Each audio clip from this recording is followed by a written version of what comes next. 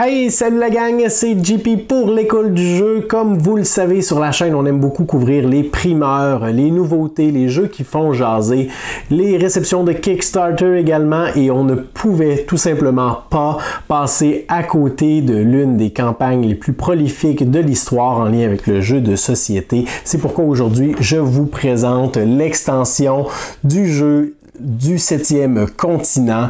Alors dans cette vidéo, nous allons regarder ensemble le contenu de l'extension, mais également nous allons discuter de ce que celle-ci ajoute ou propose par rapport au jeu de base. L'école du jeu, en partenariat avec la boutique L'Imaginaire, au-delà de vos attentes.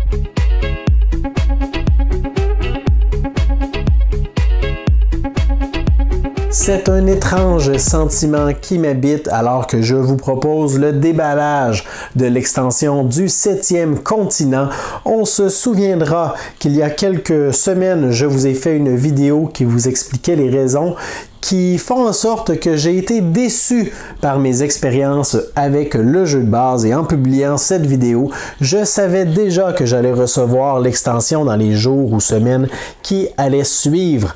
Et bien que j'ai été déçu par le jeu de base, différentes circonstances et facteurs ont fait en sorte que le jeu ne m'a pas renversé comme il aurait dû le faire. Je suis assez fébrile quant à la réception et curieux, je dirais, quant à la réception de l'extension. J'ai bien hâte de voir qu'est-ce qu'on nous réserve dans cette jolie boîte blanche. J'aime bien les contrastes que le poulpe sérieux, Serious Pulp, l'éditeur nous propose avec les contrastes de boîte que je trouve très jolie en passant.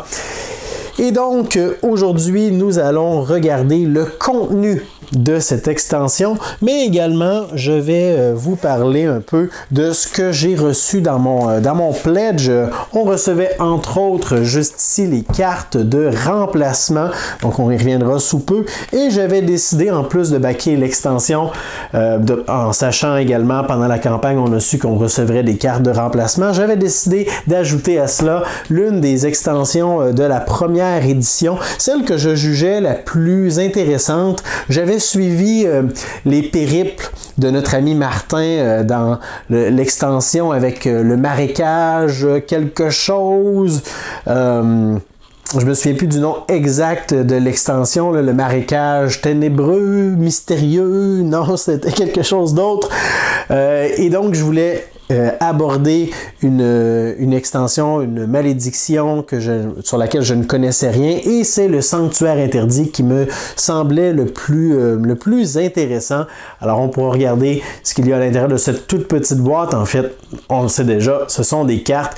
D'ailleurs, je ne vais rien divulgacher, c'est-à-dire que je ne vais pas prendre des cartes pour le plaisir et vous montrer ce qui nous attend dans l'exploration de l'île ou des nouveaux confins que nous allons explorer. Par contre, nous allons regarder le contenu de cette boîte. Alors, s'il y a des surprises qui s'y trouvent ou des éléments auxquels on ne s'attendrait pas nécessairement, eh bien, vous soyez avertis que je vais regarder le contenu de la boîte sans toutefois vous montrer les cartes qui pourraient gâcher des surprises dans notre aventure. Alors, tout d'abord, je voudrais commencer par parler des cartes de remplacement, la boîte de base du 7e continent, la 2e édition. Alors, pourquoi est-ce que cette boîte se trouve dans la plupart, sinon toutes les vagues de réception de l'extension du 7e continent? C'est que suite à la première campagne, plusieurs personnes se sont rendues compte que certaines cartes actions, alors j'ai un exemple ici de la première édition, une carte de malédiction, justement le coffret des damnés, l'une des deux malédictions que j'ai menées à terme. Alors, certaines personnes ont remarqué que les cartes n'étaient pas du même format que les cartes actions habituelles, ni même de la même couleurs. Donc, ça pose un problème lorsque ces cartes sont mélangées ensemble, les négatives et les positives, et qu'on peut toujours voir les cartes qui forment le paquet.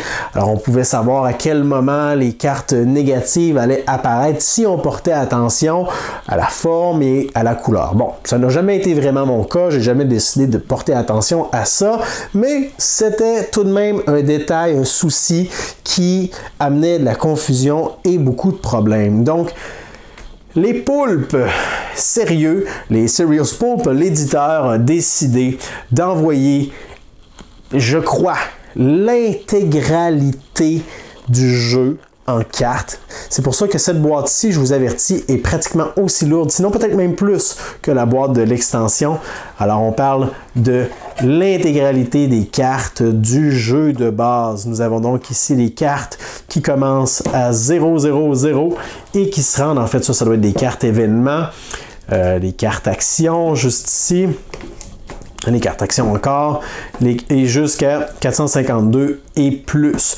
Je ne me souviens pas exactement de la raison pourquoi l'éditeur a décidé, en plus d'envoyer les cartes événements et tout ça, de mémoire, le problème touchait principalement les cartes actions. Peut-être y avait-il le même problème avec les cartes de territoire ou quoi que ce soit, je ne me souviens pas exactement, ou peut-être que c'était en même temps pour corriger quelques erreurs d'impression, mais de mémoire, ça touchait surtout les cartes d'action. Donc, si quelqu'un parmi vous peut me rafraîchir la mémoire et répondre aux autres personnes qui auraient le même questionnement que moi, vous pouvez l'inscrire la raison dans les commentaires sous la vidéo. Alors, techniquement, là, outre les figurines, les séparateurs, les dés, ici, on a 96% du jeu, juste là, dans cette boîte. Et je ne sais pas encore ce que je vais en faire, c'est-à-dire que je ne suis pas encore décidé à savoir si je vais prendre les cartes de remplacement ou non, là. Quoi qu'il en soit, je vais me retrouver avec un set de cartes qui ne sera pas utilisé. Note à qui veut bien l'entendre. Par la suite, allons voir, tiens, ce qu'on retrouve dans cette petite boîte, le sanctuaire interdit juste ici. Je vais l'ouvrir délicatement. Oh, ça s'ouvre tout facilement. Alors, à l'intérieur, non, il n'y a rien de caché ou de secret. On retrouve deux paquets ici qui sont scellés avec des nouvelles cartes numérotées de 540 à... de l'autre côté, eh bien, on ne peut pas le voir parce que c'est pas toutes des cartes d'exploration, en fait. Et on a ici carte malédiction. Et de l'autre côté, je ne vous le montrerai pas, mais il s'agit de lieux qu'on peut explorer. Alors, je suppose qu'on a, bon, peut-être quoi, en fait, 96 nouvelles cartes ici qui s'ajoutent à notre aventure. Et on a un petit calepin ici, en fait, une description de la mise en place concernant le sanctuaire interdit. Les cartes de cette extension possèdent un identifiant unique au verso allant de C1059 à C1154. Alors, pour qu'on puisse, on le voit juste ici dans le bas, ce petit identifiant, si on veut les reconnaître ou les placer d'une façon particulière dans notre boîte. Donc, une malédiction supplémentaire, c'est toujours bien utile parce que, souvenons-nous que dans le 7e continent, on se retrouve sur un continent, vous l'aurez deviné, qui est statique pour la plupart du temps. Un continent qui ne changera pas dans sa physionomie, dans sa géographie et dans sa topographie. Par contre, les événements qui vont s'y produire vont varier. Certains endroits qu'on explorera que si on est en train d'aborder une malédiction bien particulière qui va orienter nos choix, qui va orienter également notre objectif et peut-être certains mécanismes de jeu. Maintenant, on s'attaque à la bête, on s'attaque à cette jolie boîte blanche dont je n'ai même pas regardé le verso en fait. Ah bon, je viens de comprendre pourquoi. Il n'y a rien d'intéressant au verso. Alors voyons voir maintenant s'il y a quelque chose de plus intéressant à l'intérieur. D'ailleurs, avant que j'ouvre ce couvercle, il y a eu certaines allégations ou certaines théories qui ont circulé sur Board Game Geek, sur Facebook, sur plein d'autres sites web web ou blog à savoir que représentent les mystérieux symboles qu'on retrouve sur le dessus de la boîte. Pour ceux qui ont fait l'aventure du jeu de base, il y a un petit clin d'œil à ce symbole dont je ne veux rien gâcher. Par contre, mais est-ce qu'on aura des explications plus en détail, plus approfondies sur celui de la première édition, en fait de la première vague, et celui-ci? Peut-être, je l'espère, mais tout ce mystère qui plane m'enchante. Donc, à l'intérieur de la boîte de l'extension, ce qu'on retrouve, c'est un petit... on a ici un petit mémo que nous allons lire ensemble qui est recto verso. Donc, si je vous lis les grandes lignes, chers contributeurs, explorateurs, survivants, donc c'est Ludovic et Bruno, les auteurs et éditeurs du jeu. Cette aventure, et quelle aventure, s'achève pour nous et s'apprête à commencer pour vous. La réimpression du jeu de base, comme on le disait avec les cartes de remplacement, qui ne devait être qu'une simple formalité, s'est révélée plus compliquée que prévu. Nous avons même cru que nous étions maudits, quand au problème de la taille des cartes s'est ajouté celui des couleurs, et qu'au même moment, Ludovic s'est fait une entorse du pouce avec lequel il dessine en glissant sur une plaque de verglas. Je confirme, malédiction confirmée. Pour vous remercier de votre compréhension et de votre patience, nous avons décidé, avec Panda, le fabricant du jeu, de vous offrir une figurine et une nouvelle carte pour votre compagnon préféré, la chèvre! Alors, ceux qui ont suivi la campagne un peu les deux campagnes de Seven Continent, le contenu entourant le jeu, comprendront le petit clin d'œil à la chèvre. Et ici, on nous parle donc des 5 nouvelles malédictions qui sont comprises dans la boîte, des défis et...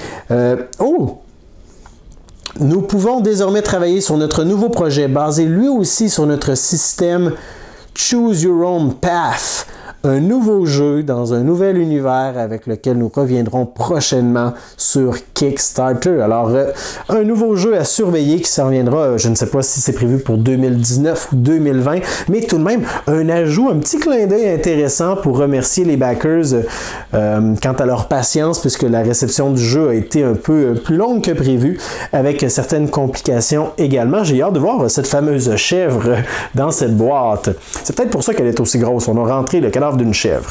Le livret de règles, si on peut appeler ça ainsi, en fait, c'est plus les règles complémentaires, puisque le livret de la première version est encore applicable, ce livret juste ici. Alors, qui était tout de même assez complet, bien que ambigu dans certaines situations. Les règles complémentaires ici nous indiquent que le matériel que nous allons avoir de compris, les nouveaux types de cartes, les cartes blanches comme ceci, puisque l'un des éléments intéressants de cette extension, c'est qu'à partir de maintenant, nous allons pouvoir explorer les airs aussi. Donc, probablement que les cartes blanches représentent les nuages. Et on nous indique que ces cartes-ci doivent toujours être placées avant les cartes vertes du même nombre. On devra donc, c'est logique, explorer les airs avant de pouvoir atterrir avec notre petite montgolfière sur les nouveaux territoires inexplorés. Ce seront certainement des lopins de terre, des confins du continent qu'on n'aura jamais vus auparavant et on devra s'y rendre par la voie des airs avant d'y atterrir. Un mécanisme intéressant, les cartes destin, seulement si on joue avec un des nouveaux modes de jeu. On a 3 nouveaux modes de jeu. On a le mode un traître parmi nous. En fait, 3 modes qui sont optionnels. Oh, ok, je me souvenais pas avoir vu ça. Alors, le 7e continent est un jeu qui est purement coopératif. Par contre, dans ce mode, les joueurs vont pouvoir s'affronter, entre guillemets. Ils vont devoir récupérer des cartes destin qui ont peut-être un objectif individuel, un peu à la... Je sais pas, là, je me souviens pas exactement de ces détails, mais ça me fait penser un peu à la Dead of Winter, où est-ce que tout le monde travaille ensemble, mais où est-ce que chacun a un objectif personnel et égoïste, qui peut peut-être mettre les autres joueurs dans le pétrin. Alors peut-être quelque chose de semblable à ça. Le mode prodige, où est-ce qu'on a des cartes de compétences qui sont un peu comme des jokers. Donc, ça va faciliter le jeu. Et le mode immortel. Donc, possiblement qu'on ne peut pas mourir avec la carte 888. Et ça nous permet tout simplement d'explorer plutôt qu'être en mode survie. Et finalement, on a les déplacements en montgolfière. Ici, les nouvelles règles en lien avec ça. Les cartes météo qu'on devra gérer également lorsqu'on va se situer dans les airs. Se déplacer en barge également. Donc, ce sont les deux nouveaux modes de déplacement. La montgolfière et la barge avec le courant qu'on devra gérer aussi dans les différentes zones où est-ce qu'on va se situer. Et c'est tout. La petite légende avec les nouvelles actions, les nouvelles ressources, les nouveaux effets et la chèvre. La chèvre est là. Alors voyons voir où est-ce qu'elle se situe. Nous avons notre montgolfière ici que nous pourrons monter. Alors, on a ces deux parties ensemble qui vont en fait, on peut le faire tout de suite si on veut. Nous avons deux alternatives. On peut prendre ce joli jeton, y mettre un petit standy en dessous et déplacer notre montgolfière de cette façon. Ou on peut s'en former une en 3 dimensions et à quelque part dans notre boîte, on devrait avoir une base de plastique qui va venir s'incruster ici, dans laquelle on va pouvoir mettre nos figurines également et se déplacer de cette façon. Alors, deux alternatives. On a également des petits standy pour nos personnages, juste ici, et la chèvre, encore une fois. Donc, les alternatives pour les personnages, les jetons également. Et on devrait retrouver nos figurines un peu plus creux dans la boîte. Nous avons ici un... Pourquoi est-ce qu'on a un nouveau deck d'action? Je ne me souviens pas. Ah non, c'était la défausse. Ah oui, alors dans la première édition, on avait un petit teneur de cartes, si on veut, dispenseur de cartes comme ceci, mais c'était la défausse. Lorsqu'on a joué les cartes, on les place dans la défausse et par la suite, lorsqu'on a défaussé toutes nos cartes, et bien à partir de maintenant, on commence à piocher dans la défausse et c'est à partir de ce moment qu'on peut perdre la partie. Par contre, un élément qui a été soulevé, c'est que c'est très joli. Ça ici, mais c'est pour défausser nos cartes. Et donc, un commentaire constructif qui a été formulé, c'est « Hey, on devrait en avoir un pour la pioche également, le deck d'action, là, où est-ce qu'on récupère nos cartes. » Alors, voici donc les éléments pour le deck d'action. Ça fera beaucoup plus... pas essentiel, pas plus thématique, mais plus sympathique, du moins. Est-ce que j'ai ça dans mon... Je me souviens avoir vu, je crois que c'est la besace ou quelque chose comme ça, mais je me souviens pas avoir backé ça. De mémoire, c'était un add-on, c'était un ajout qu'on pouvait payer pour récupérer. Est-ce que c'est dans le matériel? On a les cartes, les figurines, la montgolfière, la barge, les boîtiers de rangement, le sabot pour le deck d'action, le feuillet de règles. C'est-tu une autre surprise? On a-tu deux surprises? Attendez, je vais ouvrir ça et je suis comme tout excité. Alors, si c'est ce que je pense, c'est un peu comme l'emplacement où est-ce que normalement les joueurs devaient ranger leurs cartes de quête, les informations sur le continent qu'ils connaissent, les recettes qu'ils ont trouvées, les informations par rapport aux plantes, à la verdure et tout ça. Et c'est vraiment super beau, là. C'est gravé ici. Qu'est-ce que ça sent? Bon, ça sent pas le vrai cuir, mais c'est quand même très joli. On peut même le verrouiller. Eh bien oui, c'est ça. C'est quelque chose comme ça. Alors, on peut y mettre, non pas des photos de famille, ben, en fait, vous pouvez faire ce que vous voulez, là, mais on peut y glisser les cartes qu'on a récupérées. Et on peut donc les consulter, les traîner avec nous facilement. Plutôt que de les avoir étalés partout un peu sur la table, on peut les glisser à l'intérieur et les consulter. Mais là, je suis vraiment surpris. Dites-moi dans les commentaires, est-ce que c'est vraiment une surprise ou c'était compris dans la campagne, dans les stretch goals et je l'ai complètement oublié? Parce que si c'est une surprise, c'est une très, très belle surprise. Je suis très content d'avoir ça. En fait, je me souvenais que j'avais l'extension, que j'avais les cartes de remplacement. Avant d'ouvrir ma boîte, quand j'ai reçu le tout à l'heure, j'avais oublié que j'avais backé une extension supplémentaire. Alors, ça ne m'étonnerait pas que j'ai oublié également que ce livret fasse partie du contenu de la boîte, mais je suis très surpris, tout simplement très surpris. Par la suite, qu'est-ce qu'on retrouve? Wow, c'est vraiment joli. On retrouve des séparateurs ici pour les nouveaux types de cartes et les nouveaux événements également. On retrouve les gros standees pour notre montgolfière et notre barge. On retrouve un séparateur pour les montgolfières. Alors, avec les règles qui s'y applique, d'autres séparateurs. Des cartes. Alors, je vais vous montrer ici. Je vais vous montrer de ce côté. Ouais, de ce côté. Alors, en commençant par ici, on a de nouvelles cartes Action avec les bonnes couleurs et les bons formats.